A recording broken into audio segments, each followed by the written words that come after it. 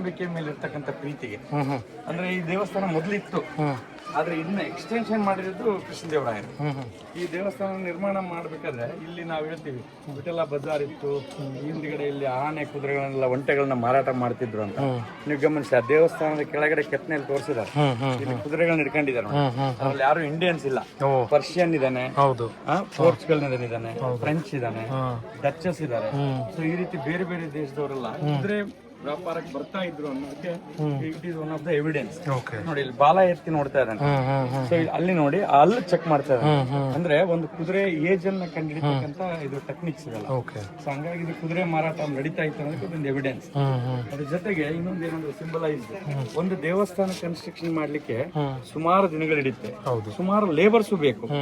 ಆದ್ರೆ chief construction ಅಂತ ಇರ್ತಾನಲ್ಲ ಶಿಲ್ಪಿ, ಪ್ರಮುಖ ಶಿಲ್ಪಿ ಏನ್ ಮಾಡ್ತಾನೆ, ಒಂದ್ ಸಣ್ಣ ಮಿನಿಯೇಚರ್ ಕೊಡ್ತಾನೆ. ಈ ಮಿನಿಯೇಚರ್ ಈ ತರ ದೇವಸ್ಥಾನ ಇರ್ಬೇಕು. ನೀವು ಗಮನಿಸಿ, ಇಲ್ಲಿಂದ ಇಲ್ಲಿ ತನಕ ಏನ್ ಕಾಣಿಸ್ತಿದೆ ಇದು ಒಂದು ಮಿನಿಯೇಚರ್ ಇದೆ. ನೀವು ಕೆಳಗಡೆ ಬೇಸ್ ನೋಡಿ, ಈ ಬೇಸ್ ಇದು ಬೇಸ್ಮೆಂಟ್ ಇದೆ, ಅದ್ರ ಮೇಲೆ ಇರ್ತಕ್ಕಂಥ ಸೆಕೆಂಡ್ ಪಾರ್ಟ್ ಏನಿದೆ ಇಲ್ಲಿ ಕಾಣಿಸುತ್ತೆ. ಈ ರಿಂಗ್ಸ್ ಬಳೆ ಆಕಾರದಲ್ಲಿ ಇರ್ತಕ್ಕಂಥ ಡಿಸೈನ್ ಏನಿದೆ ಇಲ್ಲಿ ಕಾಣಿಸುತ್ತೆ. ಇದ್ರ ಮೇಲೆ ಇರ್ತಕ್ಕಂಥ ಈ ಕೆತ್ತನೆ ಏನಿದೆ ಇಲ್ಲಿದೆ. ಇಲ್ಲಿಂದ ಇಲ್ಲಿವರೆಗೂ ಏನಿದೆ ಅಲ್ಲಿಂದ ಅಲ್ಲಿವರೆಗೂ ಅಂದ್ರೆ ನಮ್ಮಲ್ಲಿ ಸಂಗೀತ ಕಂಬಗಳು ಅಂತ ಕರಿತೇವೆ, ಮ್ಯೂಸಿಕಲ್ ಪಿಲ್ಲರ್ಸ್. ಇಡೀ ಮಂಟಪದ ಸುತ್ತ ಈ ತರದ ಮಿನಿಯೇಚರ್ಸ್ ಹತ್ತಿದೆ. ಅದ್ರ ವಿಶೇಷ ಏನಂದ್ರೆ ವಿಷ್ಣುವಿನ ದೇವಸ್ಥಾನ ಆಗಿರೋದ್ರಿಂದ ವಿಷ್ಣುವಿನ ದಶಾವತಾರಗಳನ್ನ 10 ಮಿನಿಯೇಚರ್ ನಲ್ಲಿ ಹಾಕಿರ್ತಕ್ಕಂಥ. ಇದು ವಾಮನ ಅವತಾರ. ಸೊ ಹಂಗೆ ಇಡೀ ದೇವಸ್ಥಾನ ಸುತ್ತಲೂ ದಶಾವತಾರ ಮಿನಿಯೇಚರ್ ಆಗುತ್ತೆ. ಜೊತೆಗೆ 56 ಪಿಲ್ಲರ್ಸ್, ಅಂದ್ರೆ ಈ ತರದ ಒಂದೊಂದು ವಾದ್ಯಗಳಿಗೆ ಕಂಬಗಳು ಬೇರೆ ಬೇರೆ. ಇದು ಸರಿಗಮಪ ವಾದ್ಯ. ನೀವು ಕಾಮನ್ ಆಗಿ ನಾವು ವಾದ್ಯಗಳ ಇನ್ಸ್ಟ್ರೂಮೆಂಟಲ್ ಯೂಸ್ ಮಾಡ್ತೀವಲ್ಲ, ಆ ಇನ್ಸ್ಟ್ರೂಮೆಂಟಲ್ ಯೂಸ್ ಮಾಡ್ಬೇಕಾದ್ರೆ ಒಂದು ತಂತಿಯನ್ನ ಬಳಕೆ ಮಾಡ್ತಾರೆ, ಮತ್ತೆ ಚರ್ಮ ಬಳಕೆ ಮಾಡ್ತಾರೆ. ವಾದ್ಯ ಬರ್ಲಿಕ್ಕೆ ಚರ್ಮ ಬೇಕು, ವೀಣೆ ನುಡಿಸ್ಲಿಕ್ಕೆ ತಂತಿ ಬೇಕು. ಈ ತಂತಿ ಚರ್ಮ ಬಿಟ್ಟು ಬೇರೆ ಯಾವ್ದ್ರಿಂದ ಸೌಂಡ್ ಮಾಡಕ್ ಬರಲ್ಲ. ಈ ಕಲ್ಲಲ್ಲಿ ಸೌಂಡ್ ಮಾಡೋದು ಈಸಿನ ಇಲ್ಲ, ಇಟ್ ಈಸ್ ಅಮೇಜಿಂಗ್. ಸೊ ಹಂಗಾಗಿ ನಮ್ಮ ವಿಜಯನಗರದ ಶಿಲ್ಪಿಗಳು ಕಲ್ಲಿನಲ್ಲಿ ಸರಿಗಮಪ ಸೌಂಡ್ ಬರ್ತಕ್ಕಂಥ ಕಲ್ಲುಗಳನ್ನು ಜೋಡಿಸಿದ್ದಾರೆ. ಇದು ನಾವು ಕೇಳಲಿಕ್ಕೆ ಆಗಲ್ಲ, ವರ್ಲ್ಡ್ ಅಲ್ಲಿ ವಿಸ್ಮಯ.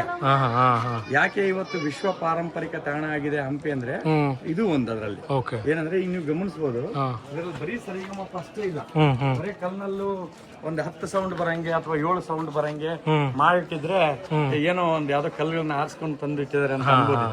ಆದ್ರೆ ನೀವು ಗಮನಿಸಿ, ಜಲತರಂಗ, ಜಾಗಟೆ, ಪಂಚತಾಳ, ಸರಿಗಮಪ, ಬೇರೆ ಬೇರೆ ವಾದ್ಯಗಳು ಒಂದೊಂದು ಕಲ್ನಲ್ಲಿ ನುಡಿತವೆ. ಅಂದ್ರೆ ಈ ದೇವಸ್ಥಾನ ಕಟ್ಸಿದ್ದೆ ಚಿನ್ನಾದೇವಿ ಮೇಲೆ ಪ್ರೀತಿ ಅಂತ ಹೇಳಿದ್ನಲ್ಲ, ಆ ಚಿನ್ನಾದೇವಿ ಒಬ್ಬ ನರ್ತಕಿ, ಡ್ಯಾನ್ಸರ್.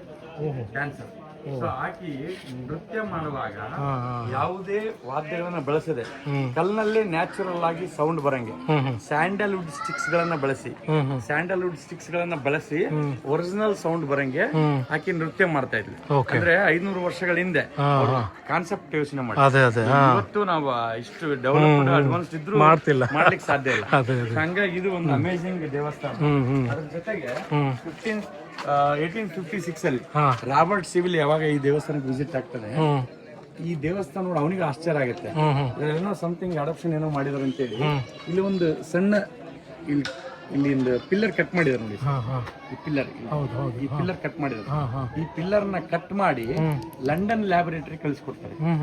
ಲಂಡನ್ ಲ್ಯಾಬೊರೇಟರಿ ಕಳಿಸ್ಕೊಟ್ಟಾಗ ಅಲ್ಲಿಂದ ಸರ್ಟಿಫೈ ಆಗುತ್ತೆ ಇದು ನ್ಯಾಚುರಲ್ ಸ್ಟೋನ್, ಇದರಲ್ಲಿ ಯಾವ್ದು ಕೂಡ ಮೆಟಲ್ ಅಡಿಪ್ಷನ್ ಇಲ್ಲ ಅಂತ ಹೇಳಿ. ಸೊ ಹಂಗಾಗಿ ಹೋಗಿ ಗೊತ್ತಾಗುತ್ತೆ. ಅಂದ್ರೆ ವಿಜಯನಗರದ ಕೆಪಾಸಿಟಿ 500 ವರ್ಷಗಳ ಹಿಂದೆ ಕೃಷ್ಣದೇವರಾಯರ ಕೆಪಾಸಿಟಿ ನಮ್ಮ ಬ್ರಿಟಿಷ್ ಆಡಳಿತಾಧಿಕಾರಿಗಳಿಗೆ ಗೊತ್ತಾಗುತ್ತೆ. ಸೊ ಹಂಗಾಗಿ ಆವಾಗ ಇನ್ನೂ ರಿಸರ್ಚ್ ಮಾಡ್ತಾರೆ. ರಿಸರ್ಚ್ ಮಾಡಿದಾಗ್ಲೇ ಬೇರೆ ಬೇರೆ ಎಲ್ಲಾ ಪ್ರವಾಸಿಗರು ಬರೆದಿರ್ತಕ್ಕಂಥ ಡಾಕ್ಯುಮೆಂಟ್ಗಳು ಸಿಗ್ತವೆ. ಸೊ ಆ ಡಾಕ್ಯುಮೆಂಟ್ ಬೇಸಿಸ್ ಮೇಲೆ ವಿಜಯನಗರನ ಇನ್ವೆಸ್ಟಿಗೇಟ್ ಮಾಡಿ ದೊಡ್ಡ ರಿಸರ್ಚ್ ಮಾಡಿ ಇದನ್ನ ಯುನೆಸ್ಕೋಗೆ ರೆಫರ್ ಮಾಡ್ತಾರೆ.